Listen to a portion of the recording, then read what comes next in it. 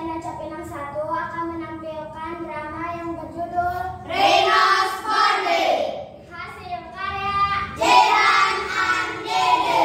Selamat menyaksikan. Hai, nama saya Selvi sebagai Neneng. Hai, nama saya Heru sebagai Udin. Hai, nama saya Viola sebagai Astrid. Hai, nama saya Siva sebagai badak mati. Hai, saya Dia sebagai badak mati. Hai, saya Heri sebagai badak air. Hai, saya Revi sebagai pemburu. Pada suatu pagi di hari yang cerah, Neneng, Udin, dan Astrid pergi bermain bersama-sama di suatu padang rumput yang luas, diiringi dengan suara kicauan burung yang merdu dan tepan angin pagi yang sejuk, menambah rasa gembira di hati mereka. Saat itu mereka sedang bermain balap lari, namun di tengah permainan, Neneng terhenti karena ia merasa haus. Neneng pun memanggil Udin dan Astrid sambil berkata, Udin, Astrid, sini sebentar. Ada apa, Neng, memanggil kami? Aku haus, ingin mencari minum sebentar. Tapi tidak ada sumber air di sini, ditambah lagi saat ini sedang musim kemarau, sangat sulit untuk mendapatkan air di sekitar sini. Ya, memang betul, tapi aku akan mencarinya ke hutan saja, dekat pedesaan warga. Siapa tahu di sana ada. Kalian tunggu saja di sini, aku akan segera kembali. Tidak bisa, Nenek, itu sangat berbahaya. Bagaimana jika di sana ada warga atau pemburu? Kamu tahu sendiri, banyak sekali manusia yang jahat yang ingin membunuh kita. Tidak akan terjadi apa-apa. Aku akan berhati-hati. Kalian tunggu saja di sini ya. Sementara Neneng pergi ke hutan untuk mencari air, Udin dan Astrid pun melanjutkan permainan mereka yang tadi sempat terhenti. Saat dalam perjalanan mencari air, Neneng mendengar suara tembakan yang hutan. Saking kerasnya suara tembakan tersebut sampai terdengar ke padang rumput tempat Udin dan Astrid bermain. Neneng hendak menghampiri dan mencari dari mana suara tembakan itu berasal. Namun Udin dan Astrid pun datang dan langsung mendekati Neneng. Kamu tidak apa-apa kan, Nek? Iya betul, kami sangat kaget saat mendengar suara itu dan langsung lari menghampirimu. Tidak akan terjadi apa-apa, kalian jangan khawatir. Tapi apa yang sebenarnya terjadi di dalam sana?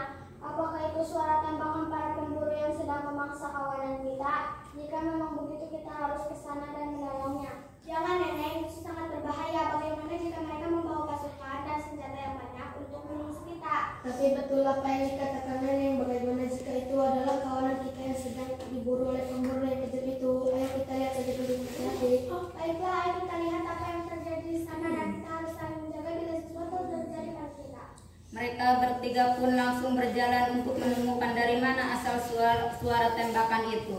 Ternyata benar saja 2 ekor badak tergeletak di tanah dan berlumuran darah. Mereka yang melihat peristiwa itu pun langsung menangis dan merasa takut. Astrid merasa sangat penasaran kenapa orang-orang itu membunuh kawanan mereka dan bertanya pada Udin dan Astrid. Apa mengapa mereka membunuh kita? Apa salah kita sehingga mereka begitu ingin membunuh kita?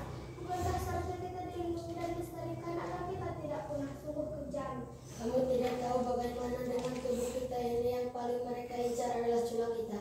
Karena cula kita ini dapat dijadikan sebagai bahan obat-obatan tradisional dan bila dijahit, harganya bisa sangat mahal. Astrid dan Neneng pun terdiam setelah mendengar hal tersebut. Lalu mereka secara perlahan meninggalkan hutan itu dan kembali ke habitatnya. Mereka langsung memberitahukan hal tersebut kepada para badak lainnya agar mereka dapat berhati-hati. Beberapa hari kemudian, segerombolan badak itu berjalan di atas padang rumput sambil mencari makan. Namun tiba-tiba saja ada salah satu badak yang berlari sambil berteriak ketakutan dan berkata, Semuanya lari, para pemburu sedang menuju ke sini. Mereka datang dengan jumlah senjata dan pasukan yang cukup banyak. Kalian harus menyelamatkan dari masing-masing. Para badak yang sedang berjalan seraya mendengar hal itu pun langsung terkejut. Mereka langsung berlari sejauh mungkin untuk menyelamatkan diri. Tak lama kemudian pemburu itu pun langsung datang dan menembak beberapa badak dari kejauhan. Banyak sekali badak yang terluka dan menjerit kesakitan. Neneng menyuruh Udin dan Astrid untuk meninggalkan dan terus lari untuk menyelamatkan diri.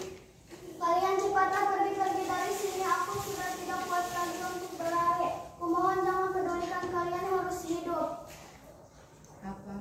Apa maksudmu kami harus meninggalkanmu? Kamu itu sahabat kami, tidak bisa begitu saja kami terus dan meninggalkanmu.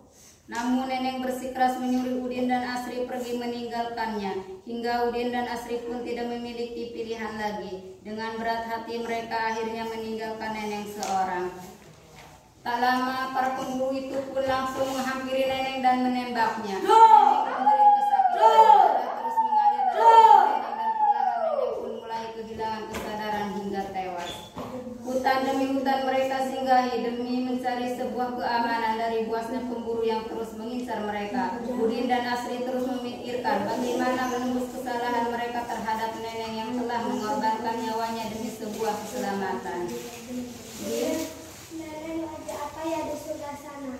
Yang pasti Neneng sudah tenang di sebelah sana. Dia pasti berdoa untuk kita yang masih hidup di sini. Baiklah Din, aku masih merasa sedih atas meninggalnya Neneng. Walaupun ia lebih kecil dari kita, tapi ia memiliki jiwa peduli dan setia kawan. Ya, aku tahu dia memang tidak pernah memikirkan dirinya sendiri. Ia selalu memikirkan diri orang lain. Dia beraknya sangat baik. Udin dan Asri yang kini sudah tumbuh dewasa, sudah belajar sedikit demi sedikit untuk melawan jika ada pemburu atau sesuatu hal yang mengancam hidup mereka. Udin dan Asri memiliki kekuatan yang berasal dari Neneng. Kisah pilu yang mereka alami di mana seorang sahabat yang mereka sayangi harus mati di depan mata mereka sendiri oleh sebuah rasa yang paling dibenci oleh banyak orang, yaitu keserakahan. Asri dan Udin memutuskan untuk kawin dan berniat melestarikan keturunan mereka.